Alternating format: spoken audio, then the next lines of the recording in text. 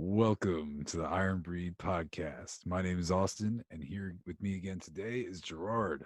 What's going on, everyone? How we doing today? It's Monday. Y'all ready to get motivated? Mindset Monday. We're picking up from last week. Previous week, we were kind of talking about don't talk about it, be about it. This week, we're talking about failure. Your best friend. You don't know it, but he's there. He's waiting, and he's going to kick you in the ass when you need it the most. But he does so out of love because he wants you to be better. We all have those friends, right? So at least I know I do, and I'm very thankful that I have those friends.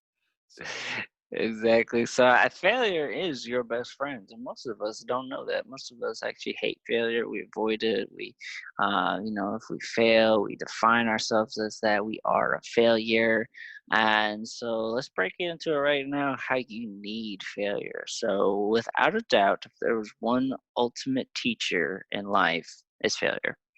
Because from failing, you now have the opportunity to learn from what didn't go well, what maybe you lacked on, what happened in that situation. There's a million and two things that could be the outcome that led to something as failure. But you have a choice whether to say, hey, failure, thanks for being my best friend and teach me something, or to push back and to say to failure no and get away from me and then get consumed in it, and all of a sudden now you're afraid to ever try again. So the reason you need failure is because you can learn from the value of failure and how that breaks down into so many different aspects of your life. Didn't get the job you wanted. Good. Maybe you need to work on your resume. Didn't max out that number you wanted. Okay. Were you recovered? Was your diet on point? You know, tried to ask that girl out that I always wanted to. Got rejected. You learned something from all of those. I sound like Jocko almost at one point. yeah, Yeah. yeah. Yeah. And so, yeah, Jocko Willennette, for those who know, great motivational speaker. But he has a similar concept to this, whereas uh, things don't go your way, you have two choices. You either look at the negative outlook, focus on that, or find the value in failure. And so, awesome. Break into it how you can learn from failure. Well, so there really becomes a difference in your ability to learn from it or just accept it for what it is. And I think a little bit of both. There's kind of like a tie in here because a lot of times we don't do things because we're afraid to fail. Because it's scary because we never know what's going to happen. So, like in the case of like asking that girl out, right? You know, you get rejected. Well, what's the worst thing that happens? She says no and your ego gets hurt a little bit. Damn. But maybe she says yes, right? Damn. Maybe you're asking for a raise at work. What's the worst thing that happens? They say no. You know, but what's on the other hand, you take that chance, maybe hurt your ego a little bit. They might say yes. There's a lot of things you don't know until you do it. But if you live your life out of failure or like out of fear of failure, I should say, you'll never know. And it'll just be a very small, unfulfilling life because you're never going to push yourself or test the waters to see what is truly out there. So it comes down to being able to like, how do you learn from it versus just accepting it? So it's very easy as you could be trying to start a new business and something could fail. And you could just be like, well, that sucked. That's it. Maybe I just wasn't meant to do this. Maybe that's just life giving me the reason for why I'm not supposed to do this, and I'll go back to working my 9 to 5 because I feel like that's what I need to do. Maybe that's what it is. Maybe it's you started up this other venture, or you're working on this quest to like, oh, you're trying to lose weight and you caved, or maybe it's even somebody who was an alcoholic and they're trying to get clean, or somebody that's trying to get sober and they slip up and they revert back for a week or so and then they work on getting back to it. If they sit there and they look at that failure and be like, well, I guess I can't do it. Guess I'm done. Like, that's it. I guess I'm not better than this. Or you can be like, hey, maybe that's the longest period of time I've went without taking a drink. So cool. Now my goal is to beat that and do better than I did the last time. Or like, what did I do? that put me in this situation to fail. Maybe they put themselves in a situation where there was just too much alcohol around, or they were hanging around with people that they couldn't be around, that influences those decisions. So it's really, you got to take that opportunity to like, look, like, once again, if you're asking for a raise at work and they say no, okay, well, why did they say no? Are you just not doing a good enough job? Are you not as valuable as you thought that you are? What more can you do? And then I think the great question is, okay, instead of being upset that they said no, why don't you ask, okay, well, what can I do? What more can I do to like better help this company, to be of better use, to be a better service? What more can I do? What can I do better? What are the biggest reasons? A lot of times when people don't get jobs, they have a job interview. Not many people do this because it's kind of embarrassing, but like ask them after the fact, like if you get rejected for a job, okay, like why didn't I? Like just curious, like what more, like what did I do? What did I not do very well? What could I do better? Because if you don't ask that, you'll never know. And that might just carry out with you forever. So you got to look at every time that you fail as an opportunity to be like, okay, well, why did I fail? Was it something that was like, okay, shit, like sometimes things happen that are out of your control. That happens. Like, right, Corona right now is ruining a lot of businesses.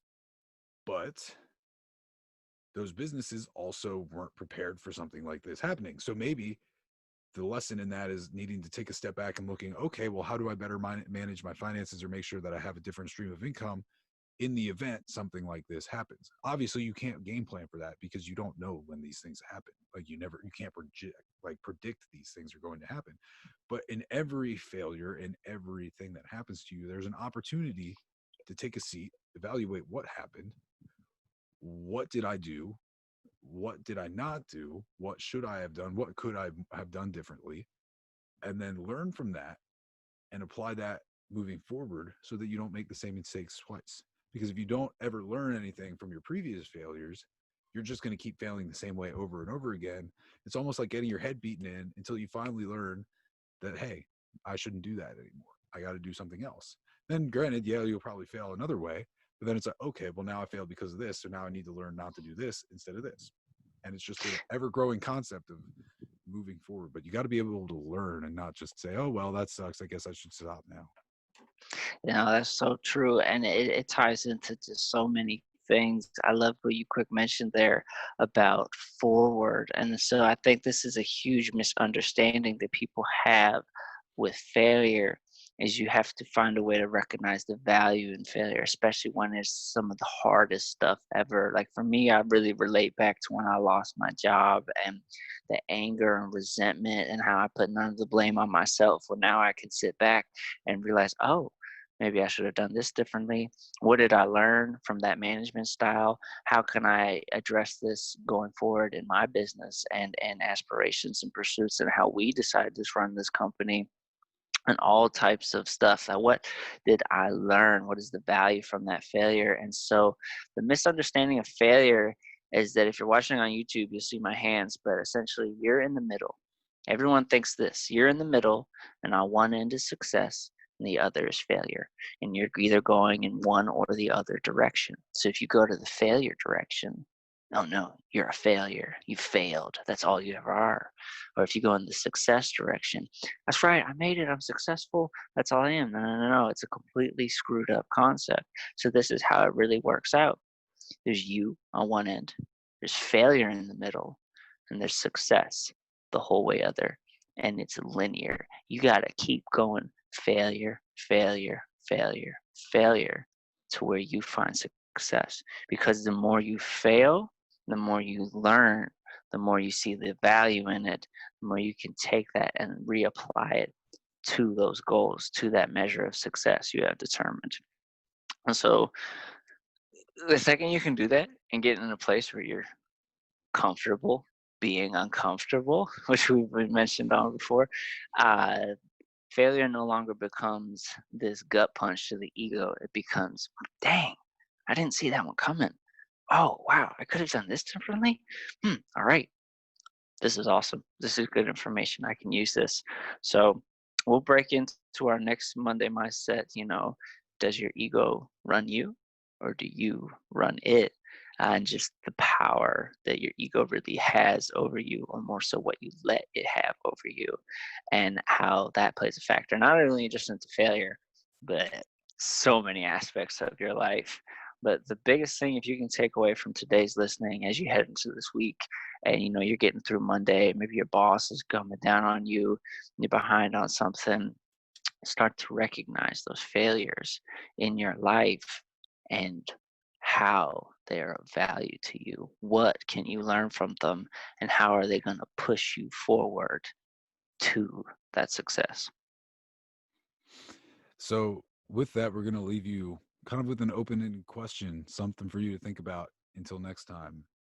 Do you let your failure define you, or are you going to let it redefine you?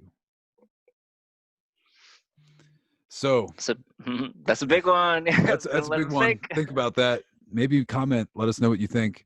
Or if you don't want to, that's okay too. But with that being said, if you like this podcast, please, please, please leave a review on Apple. Seriously, I don't think you understand how much that actually does for us. These reviews on the Apple podcast specifically increases the amount of people that will see this podcast. So if you think this podcast is valuable, we're preaching good information that more people need to hear, please leave us a review. It'll help us grow. It'll help us expand our reach.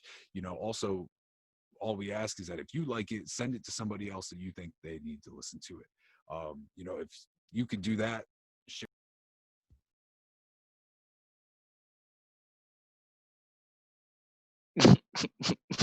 First technical difficulty. It's okay. We'll edit it out. Yeah, because we got through the meat, the good meat and potatoes of it. It was really just us describing how things. So, do you So want to try and record the last little bit again, and yeah, so we'll just just do the last. Well, I think all we'll need to really do is just do the last little bit about you know, iTunes and stuff, and then I'll just cut that do- out and then add this back in. So if you like honestly this, just say, oh, just I would just say, just due to some technical difficulties, or like we're bringing you what we were trying to tell you like right now, or something like that. I would just be honest with them. all right. Due to some technical difficulties, we are back. So seriously though, please, if you like this podcast, leave us a review on iTunes. That actually is more important than you realize. By you leaving a review and sharing it, that increases our exposure to new listeners. So if you think what we're preaching out here is valuable, please share it to someone else. Leave a like on YouTube, subscribe to our YouTube channel. Uh, we post up on there. We're on Spotify. Save it. Follow us on Spotify, Anchor FM. You know where to find us now. We've been up here for a little bit, I think, now at this point. So please, it helps us way more than you know.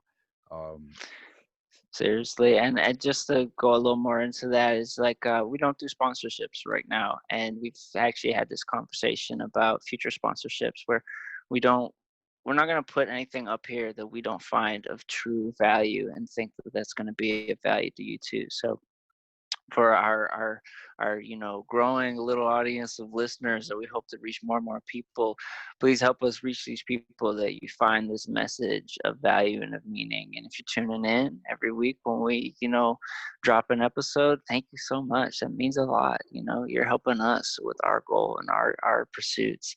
And so seriously, just in the world we live in today, it really does help. Likes help, follows help. Leaving a rating on actual Apple Podcasts is huge. So anything you can do, we appreciate it. Seriously, from the bottom of our hearts. so thank you again. We'll see you all next week. Thanks for listening to the Iron Breed Podcast.